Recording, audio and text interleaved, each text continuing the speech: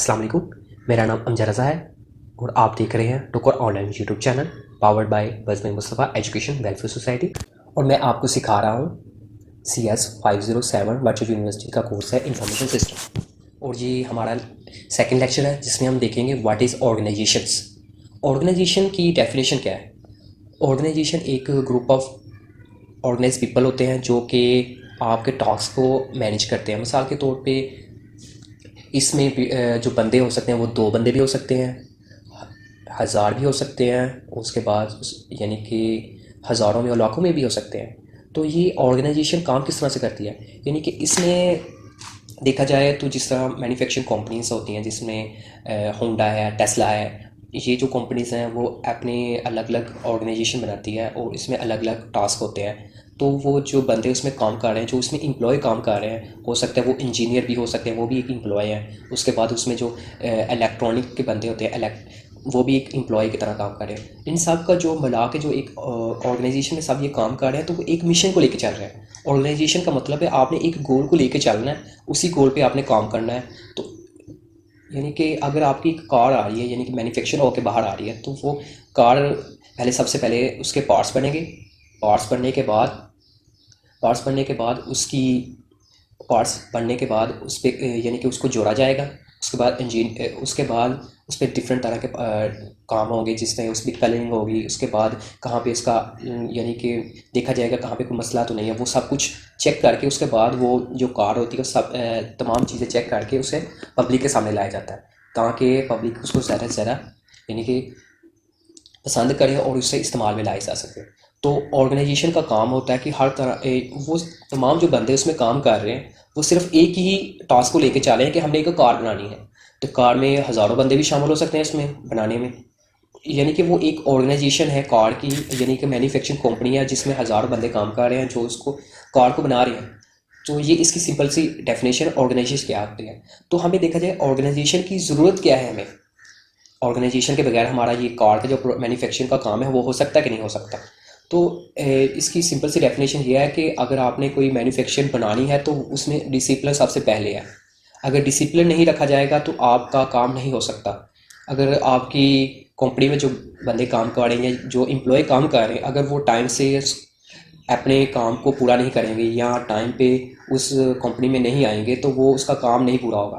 तो इसका मतलब स्ट्रक्चर जो हमने ऑर्गेनाइजेशन का बनाना है उसमें सबसे पहले हमने ये देखना है कि हम इसमें डिसिप्लिन सबसे पहले हमने इसमें रखना है, यानी कि जो एम्प्लॉय हो टाइम से काम पे आए और हमारा जो काम हो टाइम से ख़त्म करें। अगर हम ऐसा नहीं कर सकते तो ऑर्गेनाइजेशन के साथ जो कस्टमर लिंक रखते हों वो हमें छोड़ जाएंगे, क्योंकि उनका अगर डिलीवरी टाइम से उनकी जो प्रोडक्शन हमने कर रहे हैं वो टाइम से उनको प्रोडक्ट नहीं मिलेगी तो वो हमें छोड़ जाएंगे कि ये अनसीरियस बंदे हैं, इनसे काम करने को फ़ायदा नहीं है। जिस तरह लास्ट टाइम ये हुआ था, नोकिया जो कंपनी थी वो एक ऑर्गेनाइजेशन थी, मगर उन्होंने थोड़ा सा इसमें मैनेजमेंट में थोड़ा सा इस्तेमाल किया कि जब एंड्रॉयड यानी कि हमारे सामने आया है तो उसने क्या किया, नोकिया तो पहले की मशहूर कंपनी है, उन्होंने थोड़ी सी गलती ये की कि उन्होंने जाके विंडो के साथ यानी कि उनके साथ अपना काम शुरू कर लिया, यानी कि 2 ऑर्गेनाइजेशन एक जगह होगी। मगर उनको ये नुकसान हुआ कि वो आज तक स्टैंड नहीं हो सके, क्योंकि विंडो और नोकिया जब एक हुए तो उनका जो सिस्टम बना, जो मोबाइल निकल के आ रहे थे मैन्युफैक्चरिंग होके जो बाहर आ रहे थे, मगर लोगों को वो मोबाइल इसलिए नहीं पसंद आ रहे थे कि उसमें कुछ चीज़ियाँ बहुत ज़्यादा थी। कुछ एरिया मतलब कि वो विंडो मोबाइल थे वो इतने मुश्किल थे, बंदों को बहुत ज़्यादा को यानी कि समझ नहीं थी आ रही इसको इस्तेमाल किस तरह करना है। तो ये भी एक डिसिप्लिन लेके चलना होता है कि हमें क्लाइंट को भी देखना होता है क्लाइंट किस तरह से हमें देख रहा है। और इसके बाद हम देखते हैं डाटा और versus information. Data represent of fact any kind, यानी कि डाटा जो हमारे पास होता है उसको हम किस तरह से इस्तेमाल में लाए कि वो हमारी इंफॉर्मेशन बन जाए। तो ये भी होना चाहिए कि इंफॉर्मेशन जो हम बना रहे हैं वो अथेंटिक हो। ये नहीं हमने कहीं से कुछ डाटा उठाया और कहीं से कुछ उठा के उसने हमने एक इंफॉर्मेशन बना दी। डाटा को जब तक आप प्रोसेस नहीं करेंगे तो वो इंफॉर्मेशन नहीं बढ़ सकती। मिसाल के तौर पर अगर मैं देखा जाए तो डाटा की डेफिनेशन क्या है। डाटा वो चीज़ें होती हैं मिसाल के तौर मेरा नेम है अमजद रज़ा और मेरा रोल नंबर है, उसके बाद मेरी डेट ऑफ बर्थ है, उसके बाद तमाम चीज़ों का अगर मैं एक टेबल के अंदर लिख दूँ तो वो मेरी इंफॉर्मेशन में आएगा, क्योंकि ये मेरी अपनी इंफॉर्मेशन है। तो इसके बाद इंफॉर्मेशन की जो क्वालिटी चेक लिस्ट होती है वो बहुत अहमियत रखती है। जो एक्सपर्ट होते हैं, तो इसमें ऑर्गेनाइजेशन में जो इंफॉर्मेशन क्वालिटी चेकलिस्ट होती है बहुत इंपॉर्टेंट लगती है। इसमें एक्सपर्ट में हमें 5 पॉइंट बताए हुए हैं, जिसमें सबसे पहले है कि आपने क्लियर रिटर्न लिखनी है इन्फॉर्मेशन। आपने जो इन्फॉर्मेशन लिखनी है वो क्लियर होनी चाहिए, इसमें किसी किस्म की कोई यानी कि गलती नहीं होनी चाहिए। आपने जो इन्फॉर्मेशन लिखी है वो बिल्कुल क्लियर होनी चाहिए। उसके बाद दूसरा, इसमें एक जो आप इंफॉर्मेशन लिखी है, ऑथर है जो जिसने इंफॉर्मेशन लिखी है, वो बंदा इस काबिल है कि वो इंफॉर्मेशन को प्रूव कर सके कि मैंने ये बिल्कुल ठीक रखी है। उसके बाद वो जो इंफॉर्मेशन उस ऑथर ने लिखी है वो यानी कि इस बात को साबित कर सकता है मैंने ये इन्फॉर्मेशन करेक्ट लिखी है। और और ऑर्गेनाइजेशन के साथ भी इसको चेक किया जाता है कि ये बंदा इस ऑर्गेनाइजेशन के लिए सूटेबल है। और इसमें ये भी हो सकता है कि आपको उस बंदे से कांटेक्ट भी करना पड़े, तो वो हो सकेगा उससे जिसने ये इन्फॉर्मेशन लिखी हो। ठीक है। उसके बाद तीसरा पॉइंट आता है, are the aim of information clear. जो इन्फॉर्मेशन लिखी गई है ऑर्गेनाइजेशन में, जो इन्फॉर्मेशन आपने लिखी है वो उसका मकसद क्या है वो क्लियर होना चाहिए। कि हमने अगर कार प्रोडक्शन के बारे में अगर इन्फॉर्मेशन लिखी है कि हमारी कार की यानी कि मैन्युफैक्चरिंग पे इतना काम है, इतने पैसे लगेंगे, इसमें इतने लगेंगे, यहाँ पे इसके पेंट्स के इतने लगेंगे, पार्ट्स पे इतने पैसे लगेंगे, इतनी अमाउंट लग सकती है, ये जो वो क्लियर होना चाहिए। हमारा जो मकसद है वो बिल्कुल क्लियर होना चाहिए। तो इसमें ये तीसरा पॉइंट होगा।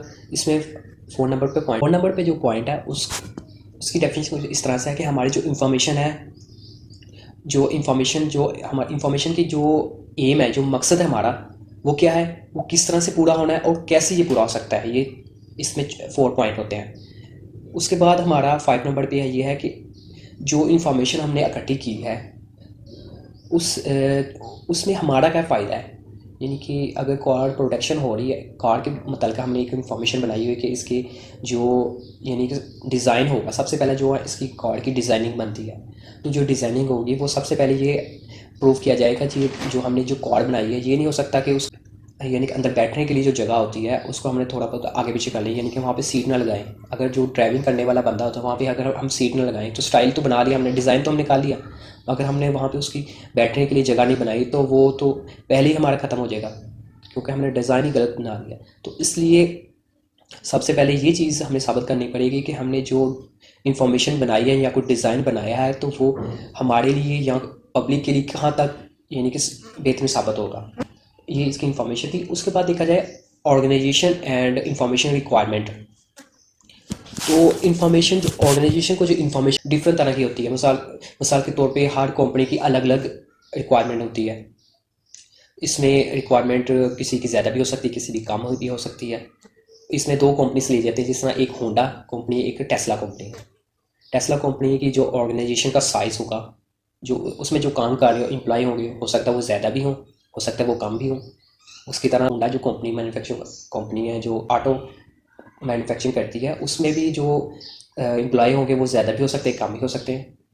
इसमें बात होता है इसका स्ट्रक्चर। जो कंपनी में ऑर्गेनाइजेशन में जो बंदे काम कर रहे हैं उसका जो स्ट्रक्चर है, यानी कि जो वो चीज़ बना रहे हैं, आई मीन जो स्ट्रक्चर है इसकी मैनेजमेंट का जो स्ट्रक्चर है वो किस तरह का है।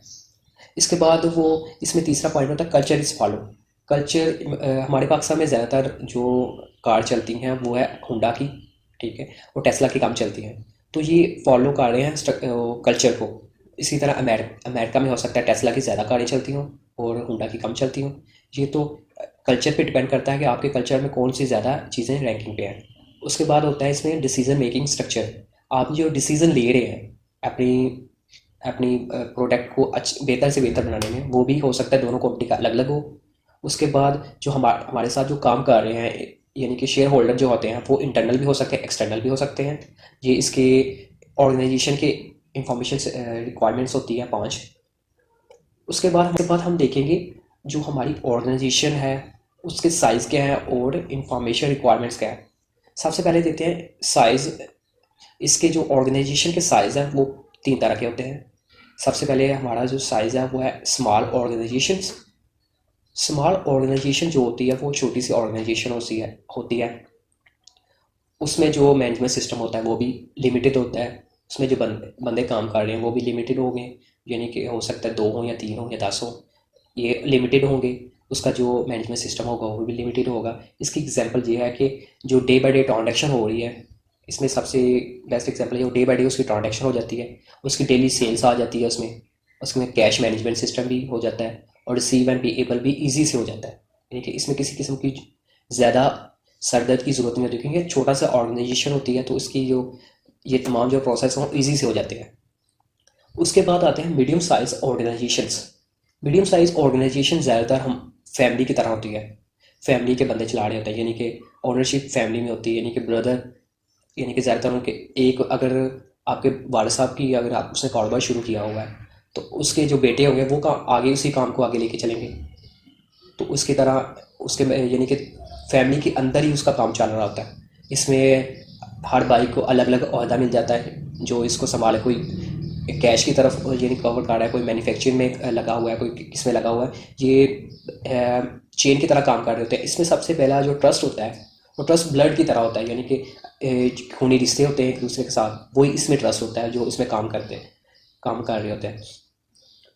इसमें सबसे जो हमें ज़्यादा मुश्किलात आती है वो आती है लार्ज ऑर्गेनाइजेशन में। सबसे पहले देखते हैं लार्ज ऑर्गेनाइजेशन में जो एम्प्लॉय होते हैं वो नंबर ऑफ़ एम्प्लॉय हो सकते हैं, ज़्यादा भी हो सकते हैं, हज़ारों में लाखों में भी हो सकते हैं एम्प्लॉय, जिसमें इंजीनियर्स भी होंगे, तरह तरह के लोग हो सकते हैं जो आपकी मैन्युफैक्चरिंग में कंपनी में काम कर रहे हैं, हो सकता है दूसरे कंट्री से आके आपके कंपनी में काम कर रहे हैं। उसके बाद अमाउंट ऑफ टर्न ओवर, इसमें जो कारोबारी यानी कि रकम होगी वो उसकी ट्रांजेक्शन होती होगी, वापस आती होगी, वो सब कुछ देखना पड़ता है। नंबर ऑफ़ ब्रांचेस, इसमें होता है कि आपने डिफरेंट तरह की कंपनीज, एक ही कंपनी ने डिफरेंट तरह की ब्रांचेस बनाई होगी, मिसाल के तौर पे मुख्तलिफ कंट्री में। जिस तरह देखा जाए तो होंडा की है जो हर कंट्री में उसने अपना अपना एक अपनी ब्रांचेस बनाई हुई है जिसमें वो मैन्युफैक्चरिंग कर रहा है। उसके बाद प्रॉफिट साइज़, यानी कि जो प्रॉफिट साइज़ है उसको मैनेज करना होता है, वैल्यू ऑफ एसेट को मैनेजमेंट करना होता है, number of business the organisation is working in, और देखना होता है इस बिज़नेस में ऑर्गेनाइजेशन इज़ वर्किंग कौन कौन सी और इस ऑर्गेनाइजेशन है जो इसी में काम करे, इसी फील्ड में। मिसाल के तौर पे अगर कोई छोटी सी मिसाल के तौर पे बहुत सी ज़्यादा कंपनियाँ, अगर कोई IBM की जो कंप्यूटर है वो बना रहे हैं, दूसरा इसके बाद डेल के कंप्यूटर बन रहे हैं, तो वो है तो दोनों एक ही काम कर रहे हैं, यानी कि मैन्युफैक्चरिंग तो लैपटॉप को ही कर रहे हैं वो, मगर दोनों तरफ नज़र रखनी पड़ती है कि कौन सी प्रोडक्ट अच्छी जो मार्केट में चल रही है उस पर नज़र रखनी होती है। तो ये एक पेचीदगी वाला काम होता है। उसके लिए information required a large organisation. तो इंफॉर्मेशन किस तरह इसमें रिक्वायर होती है? इंफॉर्मेशन ही सबसे बेस्ट है इसमें, क्योंकि ये बताती है कि आपने इस काम में कितना आपका टाइम लगेगा, और अगर कोई मैन्युफैक्चरिंग को कोई काम करना है, अगर आपने लैपटॉप बनाना है उसमें कितना का टाइम लगेगा, अगर उसमें कोई मसला आ जाता है तो उसे कब तक सॉल्व किया जाएगा। उसके बाद इसमें ये फैसले किए जाते हैं कि आपने ये काम इतना शॉर्ट टर्म में करना है या लॉन्ग टर्म में करना है, ताकि जो पब्लिक होती है उसी को मैनेज रखा जाए। तो ये तमाम चीज़ें देखी जाती है। उसके बाद ये परफॉर्मेंस देखी जाती है कि हमने जो प्लान्स बनाए हैं और टारगेट बनाए हैं कब तक हम कंप्लीट कर सकें। ये सब कुछ स्टेप बाय स्टेप देखे जाते हैं और इसको बड़ी ही पेचीदगी से देखा जाता है। और इसके लिए उस कंपनी ऑर्गेनाइजेशन ने एक्सपर्ट बंदे रखे होते हैं जो कि इस काम को बड़े ही तहम्मुल से और करते हैं, और इसमें किसी किस्म की मिस्टेक को नहीं छोड़ा जाता। इसके बाद होते हैं nature of business information requirement. Nature क्या है? तो नेचर में सबसे पहले आती है मैन्युफैक्चरिंग सेक्टर। मैन्युफैक्चरिंग सेक्टर में इसमें ये होता है कि आपने जो आप चीज़ें बना रहे हैं, अगर आपने बना रहे हैं कार बना रहे हैं, उसकी मैन्युफैक्चरिंग कर रहे हैं, तो सबसे पहले ये भी देखा जाता है कि पब्लिक में उसकी डिमांड है कि नहीं। ये ना हो आप कारें बना के या कोई और प्रोडक्शन बना के वेयर हाउस में बेचते जाएं और आपका वेयर हाउस बिल्कुल फुल हो जाए, तो वो जो कंपनी होगी वो लॉस में जानी शुरू हो जाए, क्योंकि आपके पास जगह नहीं रहेगी कि उस प्रोडक्ट को कहाँ रखा जाए। इसलिए ये सबसे पहले देखा जाता है कि पब्लिक में कितनी की डिमांड है उस चीज़ की, उसी चीज़ के मुताबिक ये वो प्रोडक्ट मैन्युफैक्चरिंग की जाए, ताकि हमारी जो प्रोडक्ट हो स्टेप बाय स्टेप हमारी निकलती रहे और हमारा वेयर हाउस भी फुल ना हो। और क्वालिटी भी देखी जाती है, क्वालिटी किस तरह से चाहिए, और डिलीवरी शेड्यूल भी देखा जाता है, यानी कि महीने में इतनी हमारी चीज़ें हैं, इतनी प्रोडक्ट हमारी हैं सेल हो जाती है, तो उस हिसाब से हम शेड्यूल बनाएं। उसके बाद आता है दूसरा, इसमें आता है सर्विस सेक्टर। सर्विस सेक्टर में ये देखा जाता है कि आपकी क्वालिटी ऑफ सर्विस प्रोवाइड है, जो आप सर्विस प्रोवाइड कर रहे हैं, यानी कि आपने किस तरह से सेल करनी है अपनी प्रोडक्ट को, उसके बाद उसको डिलीवरी किस तरह से करना है, और के साथ यानी कस्टमर सर्टिफिकेशन क्या है, और आपने जो सर्विस भेज रहे हैं यानी आपको प्रोडक्ट भेज रहे हैं उसका टाइम शेड्यूलिंग क्या है, तमाम कुछ आप देखा जाता है। ये इसमें उसके बाद आता है ट्रेडिंग सेक्टर।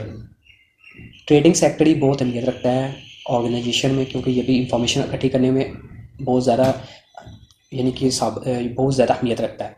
इसमें देखा जाता है कस्टमर प्रोफाइल, जो कस्टमर है आपका, उसको जो आप चीज़ बना के दे रहे हैं उसको पसंद आ रही है कि नहीं आ रही। कस्टमर की कमेंट्स को देखा जाता है। उसके बाद दूसरा आता है कस्टमर कमेंट्स।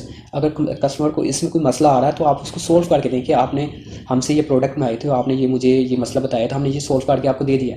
उसके बाद वॉल्यूम ऑफ सेल्स, आपने जो सेल इकट्ठी की है उसको चेक किया जाता है। प्रॉफिट चेक की जाती है, इसमें प्रॉफिट आपने कितने की कमा लिया, और हो सकता है देखा जाता है आपने इसमें आपको कितना लॉस हुआ है और कितना आपको इसमें फ़ायदा हुआ है, तमाम कुछ देखा जाता है। उसके बाद इसमें होता है मार्केट नीड्स देखी जाती है, मार्केट में कौन कौन सी हमें ज़रूरतें हैं वो तमाम कुछ देखी जाती हैं। ये हमारे जो आज के ये लेक्चर में ये चीज़ें हमने पढ़ी। नेक्स्ट लेक्चर में हम पढ़ेंगे ऑर्गेनाइजेशन का स्ट्रक्चर क्या है, और इसको डीपली स्टडी करेंगे ये किस तरह से काम करता है। अगर आपको मेरी ये वीडियो अच्छी लगी तो हमारे चैनल टुकर ऑनलाइन यूट्यूब चैनल को सब्सक्राइब करें और दोस्तों के साथ शेयर करें, और वर्चुअल यूनिवर्सिटी के जितने भी स्टूडेंट हैं उनके साथ भी शेयर करें ताकि उनको ये भी इंफॉर्मेशन स्टेप टाइम पे पहुंच सके। और हम इसी काविश में लगे हुए हैं कि वर्चुअल यूनिवर्सिटी के ज़्यादा से ज़्यादा जो कोर्सेज़ हैं उसको अपलोड किया जाए, और इसमें हमारी जो टीम है इसमें लगी हुई है। तो हमारी ये मेहनत को इंशाल्लाह मिलते हैं नेक्स्ट लेक्चर में, और अपना ख्याल रखिएगा। अल्लाह हाफिज़।